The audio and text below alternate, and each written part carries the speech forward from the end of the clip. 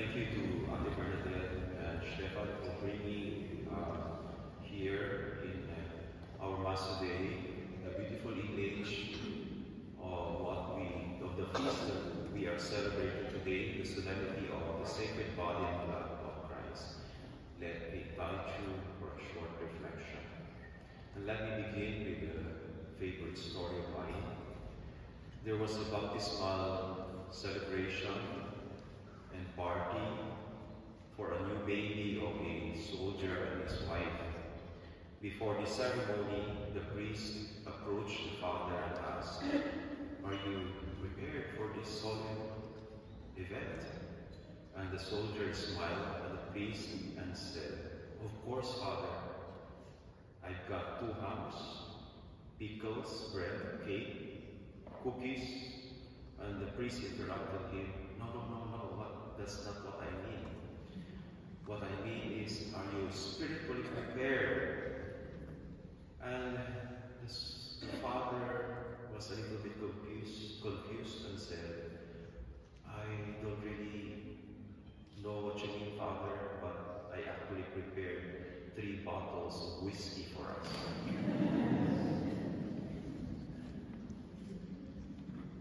I like this story so much because it explains why we have a very low attendance in the Mass, especially in wealthy countries, Western countries like Germany.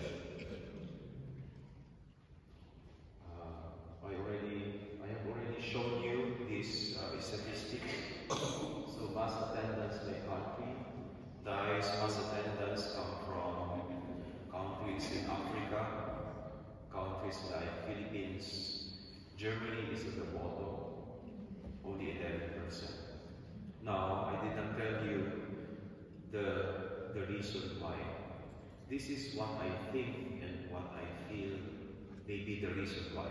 I know you have your own opinions, but this is what I think the main reason why in Western countries, rich countries like Germany, there is a very low attendance in the Mass. I think the reason is people in Western countries no longer feel the hunger of their soul for God. We no longer feel the hunger for God, for spiritual life. And sometimes we are not even aware that this hunger of our soul for God exists. that my life, that I am more than body, I am more than senses. What do I mean by that? Like the soldier in the story, today in very secular societies, life is only about physical experiences. Good food, safety, comfort, pleasure, and a bottle of whiskey. Don't get me wrong, I also enjoy these things. Without them, I think our lives will be boring, less exciting. But I don't think also that our whole life is all about physical experiences, all about only a bottle of whiskey. Because we feel that at the very core of our being. And Jesus responded to this deepest hunger when he fed the 5,000 people. They are hungry for food. But what is interesting in this story is that before he fed them with physical food, he first fed them with the Word of God. Today's Gospel narrates how Jesus made the ritual of the ancient Israel, the people of Israel, with Moses, the offering of the blood of animals as a symbol of their covenant with God. He made this ritual into a real sacrifice, a real sacrament. Instead of the animal's blood, Jesus offered his own life, his body and blood. Instead of simply sprinkling blood on the altar, that was the ritual, sprinkling blood on the altar on the people, Jesus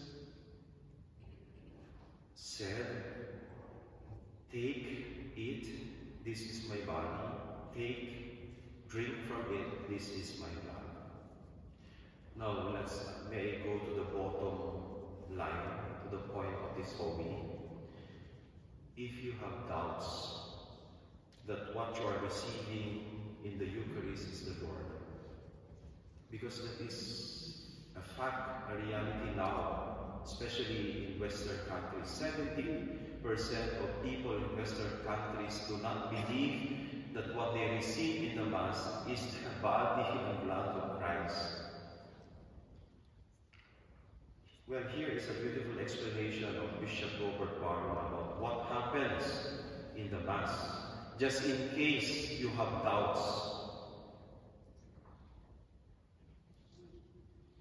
He said, God created the world by speaking, by saying a word.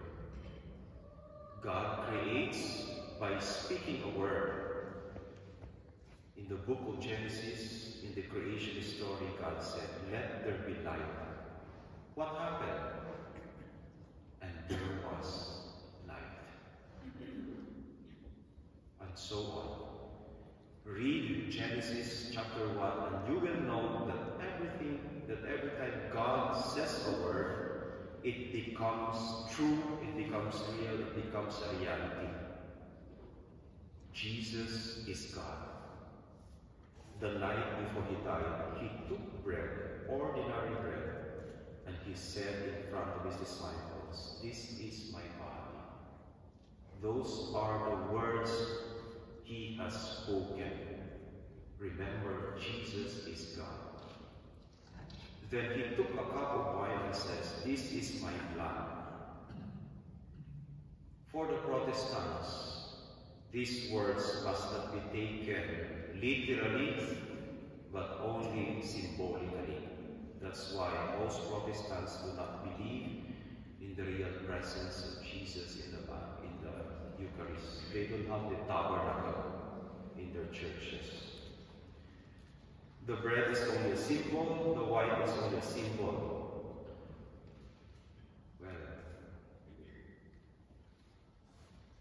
as a priest, what do I think about that?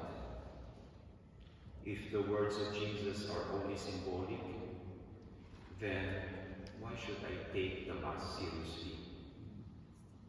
Who cares about the Mass if it is only a symbol, if it is only symbolic? If the Mass is only symbolic, then it does not have the real power to change my life, to transform my life. If the Mass is only, if the body, the bread, and the wine are only symbols, I can actually pray at home and it is just the same. It will not make any difference. It is more comfortable to pray at home. Why go to church? Why go to Mass if what we receive in the Mass is only a symbol? It is not real. The first Christians took the words of Jesus seriously. They did not say, "It is just a symbol." Jesus was only speaking symbolically. Nandiyan po kayo. Because I will end now our reflection.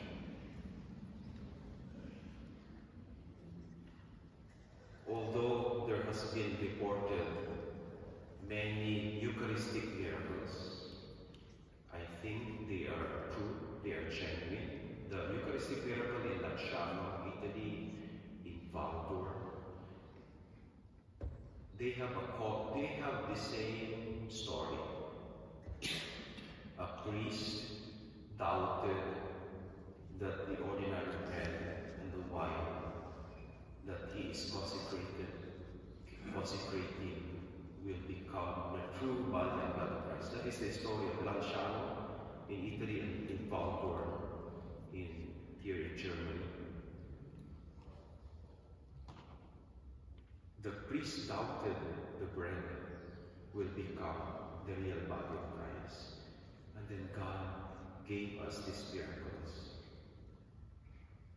But you know, God will not give us miracles just to remove our doubts. Genuine faith does not work that way. God is not so cheap to give us to our demands, to give in to our demands of proof and evidence, so that all our doubts will be removed. Faith is to believe in the Word of God. And because God is perfectly good and loving, His words and His action will not contradict His being good and loving. Let us remember that always.